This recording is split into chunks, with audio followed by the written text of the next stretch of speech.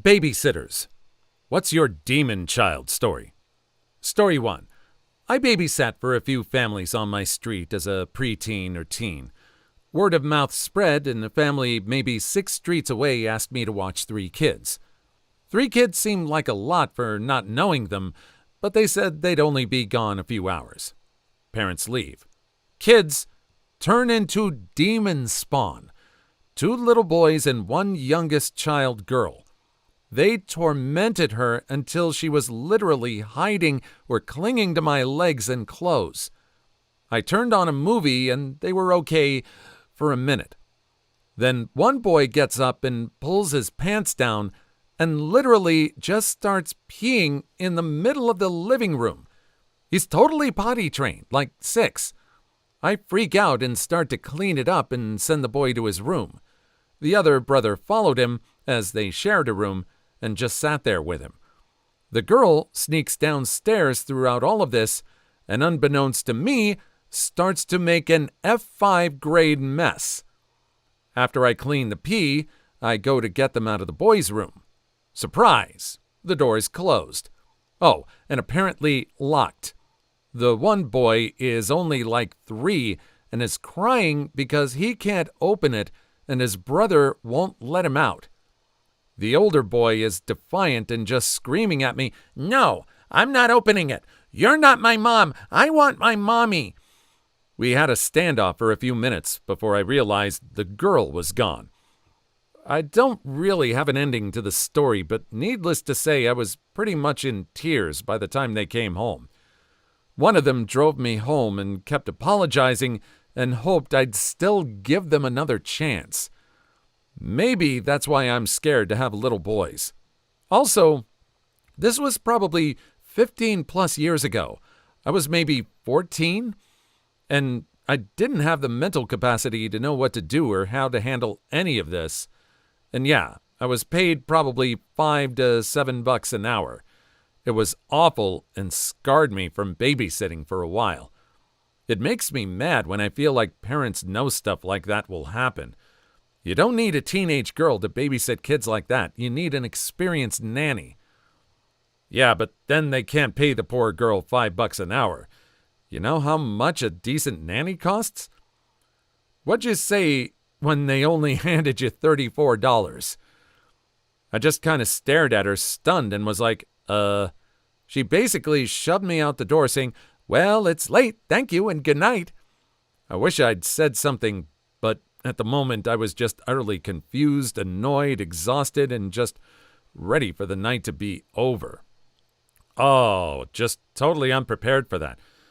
So when she said they turned into demons, does that mean that they were kind of well-behaved before this?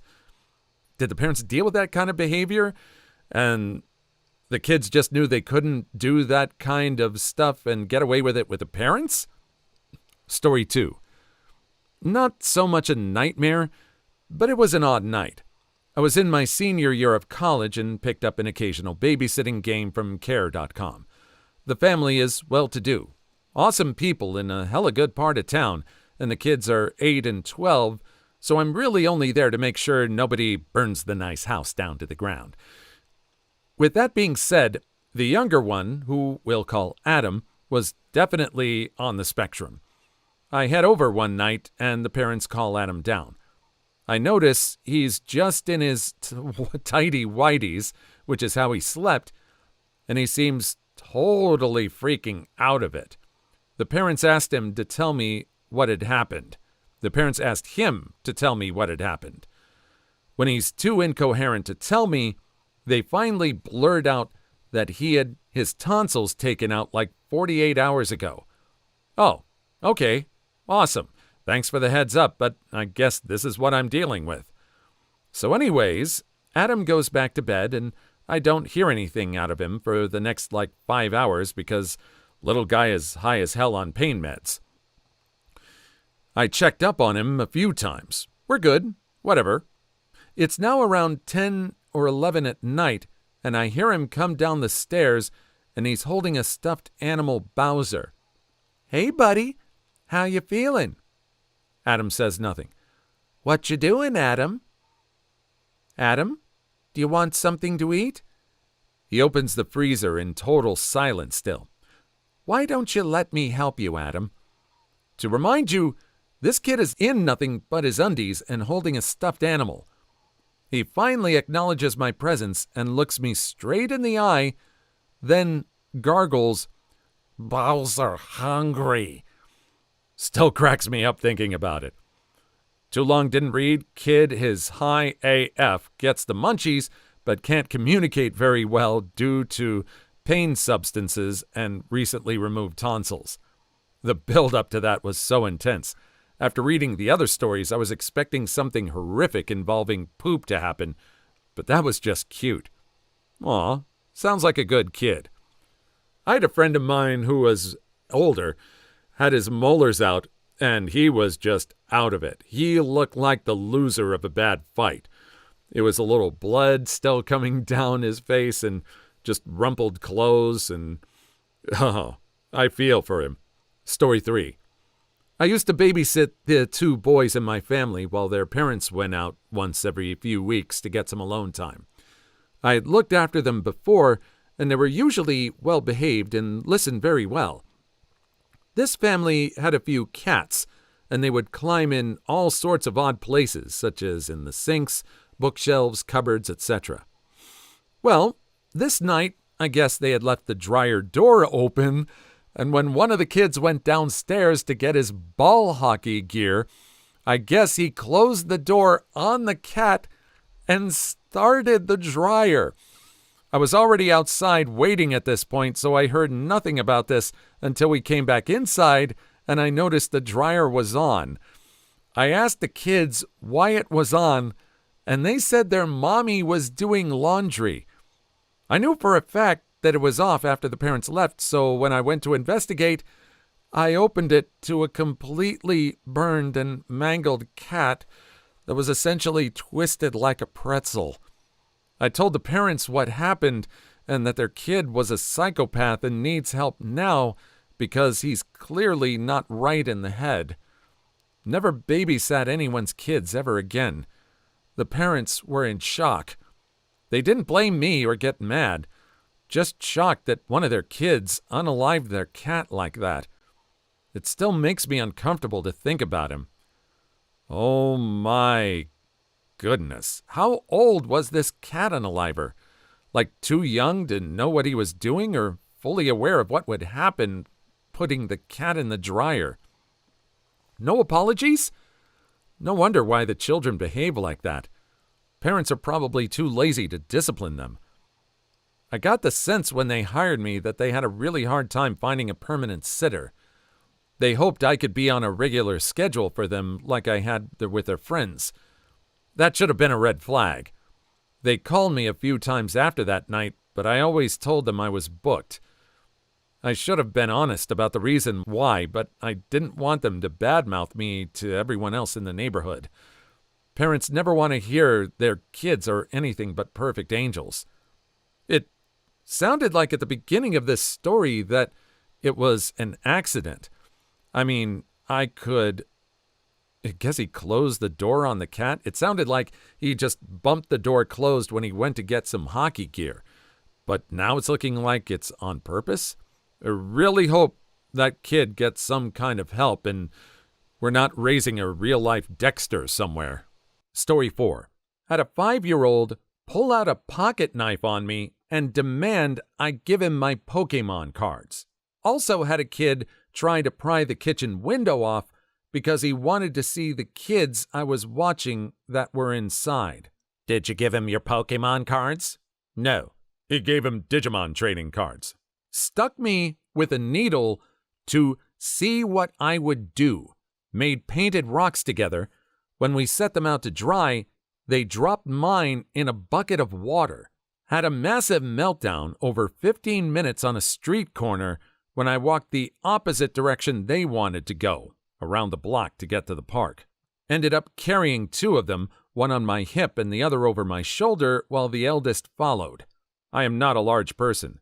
Spoke rudely to me about me in my second language that I had only just begun learning and refused to respond to English, which they were fluent in.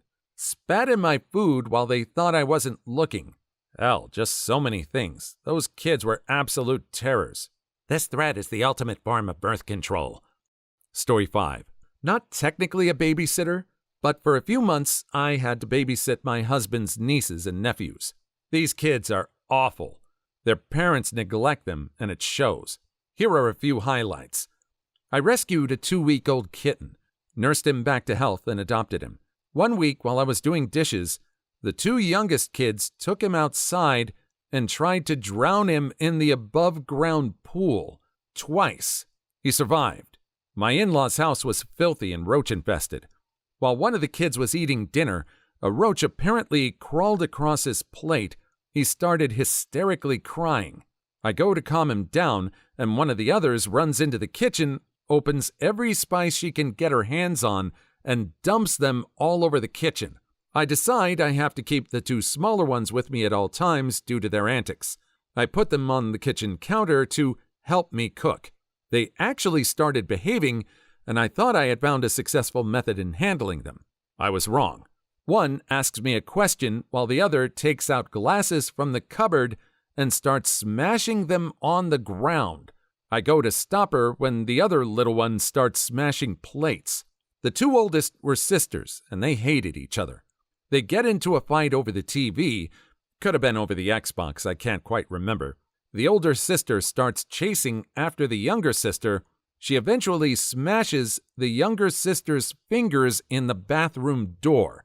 While the younger sister is crying, the older sister is laughing maniacally. So is it too late to abort the kids? Seriously, though, those kids would not be back in my house.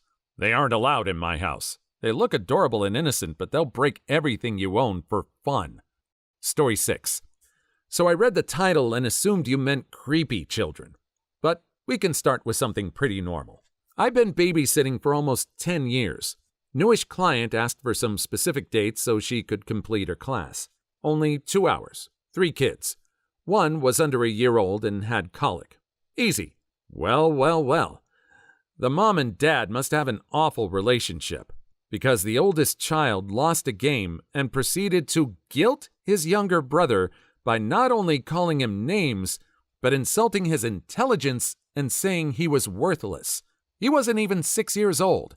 His younger brother was 4 and responded by crying, agreeing, and coming to the conclusion that he shouldn't have won because he wasn't smart enough. Yeah, butthole child.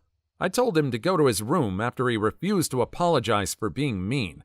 I walked him upstairs and told him it was only 5 minutes. He screamed, kicked the door, threw things at the door, and then scratched me and told me I was stupid when I tried to sit him down and explain that he did something wrong. Let's just say I didn't go back. Then there are parents who just should not have children. I was doing a test run, a few hours in the afternoon, with a mother who only had 1 child. During that time, I witnessed her spank, grab, drag, yell in the face, and toss around a 2-year-old. She screamed at him because he was cranky while she was on the phone. He also did not share because since he was the boss's child, the other kids would be scolded if they didn't share with him. My 8-year-old asked me questions like that all the time. He's been doing it since he was 2 or 3. My favorite was, "Can butterflies unalive people?" In case you're wondering, they can. Well, that's good news. To be honest, the worst is just when she talks about herself in third person like, "XX is a bad girl. She's mean to her mommy," and then just keeps doing whatever she was doing. It is awful to see that kind of emotional manipulation being ingrained into someone so young, and especially that it's an older sibling tormenting their younger brother. That kind of relationship, any kind of sibling relationship, should be more supportive. There's teasing, but this is not it. Story 7. I had one main family I regularly babysat for after college, and they recommended me to a friend of theirs who had 2 girls. Both families were well off, but very different. Anyway, the second family's 2 girls were beyond spoiled. I mean TV reality show spoiled. The youngest, who was 5, would blood-curdle scream for a good 15 minutes running through this mansion house when it was time for bed.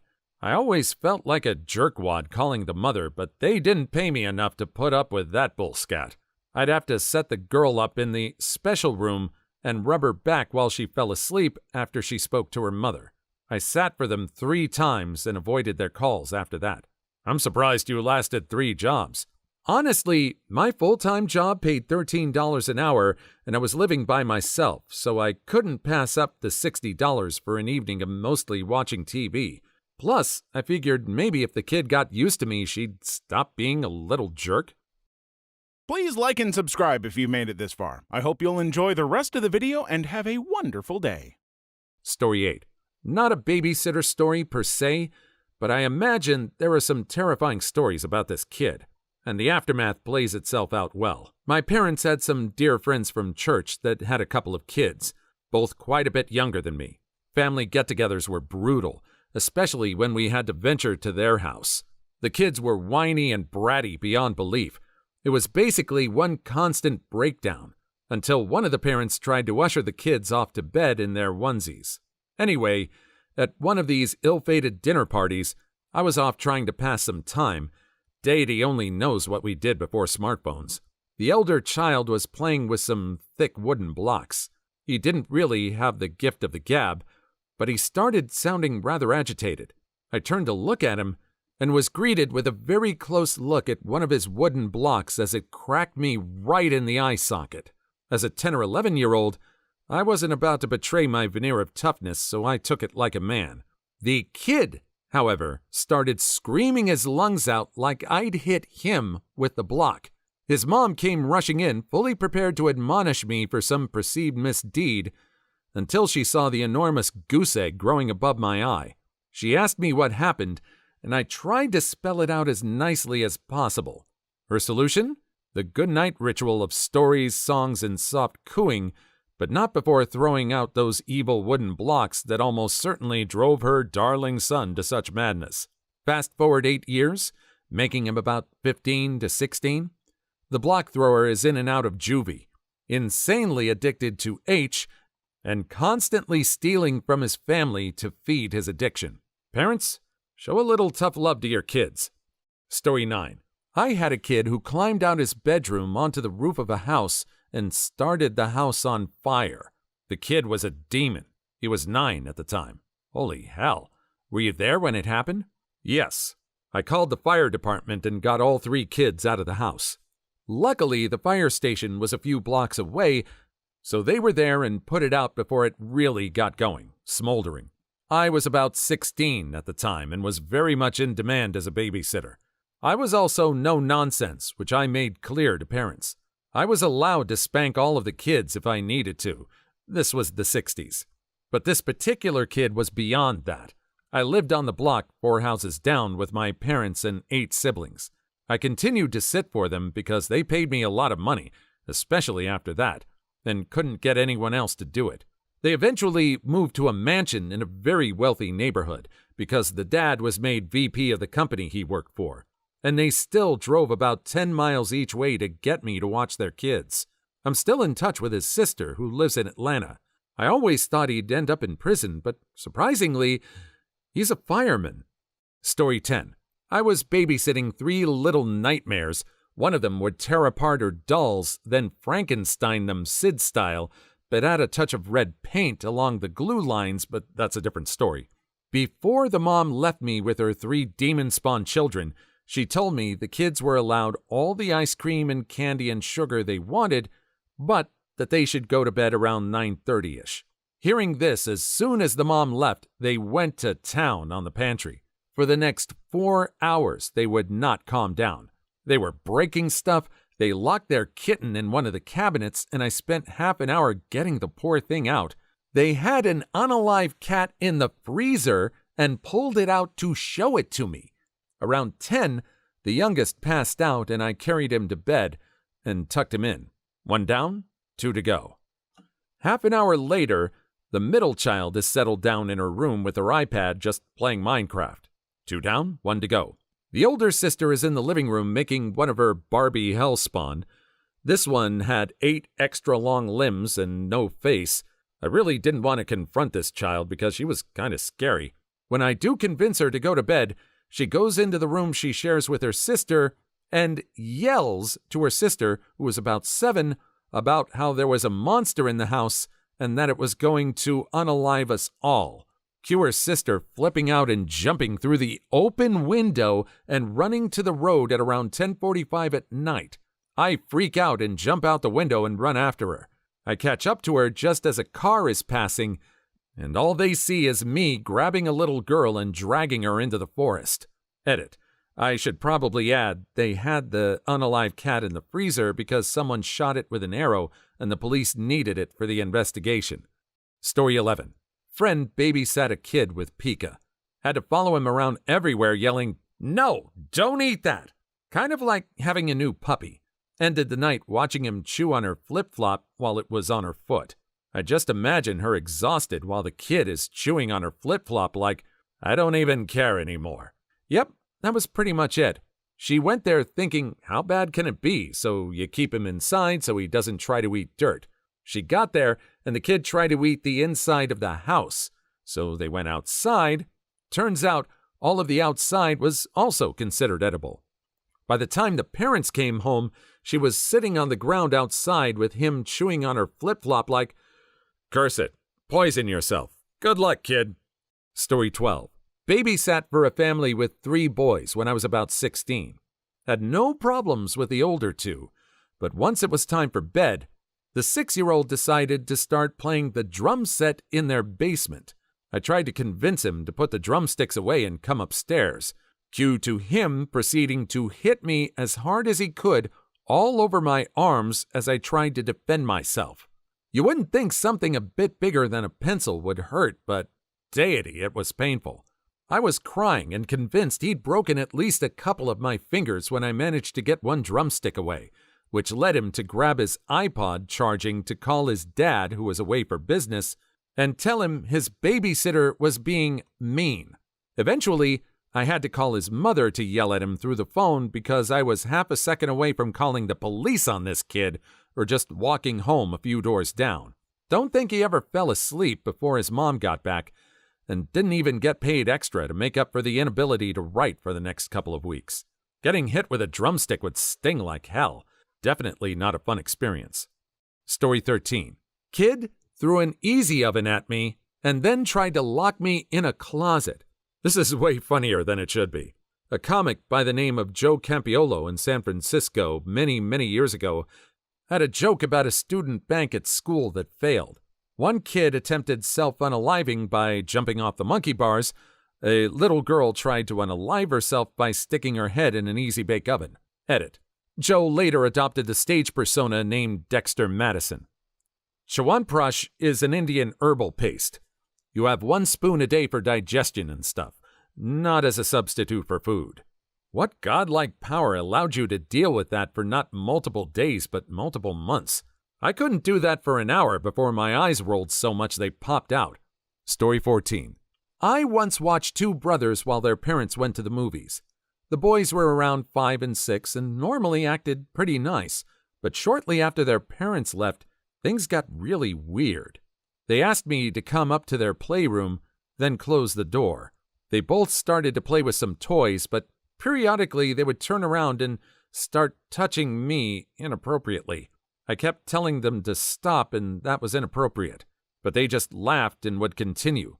I finally ran downstairs and ignored them while they jumped on furniture and threw stuff at me. Their parents finally came home and gave me $100 for a 3-hour ordeal. They must know that their kids are evil little jerks. I found out later that they unalived their pet hamsters by throwing them into the ceiling fan at high speed. Curse those kids. In particular, inappropriate touching really concerns me. It might suggest they themselves have been inappropriately touched by someone else, which might also explain some of the other behavior. Story 15. Babysat 2 brothers. The younger proceeded to get into an argument with the older. It quickly escalated into the younger grabbing a kitchen knife and threatening the older brother with it.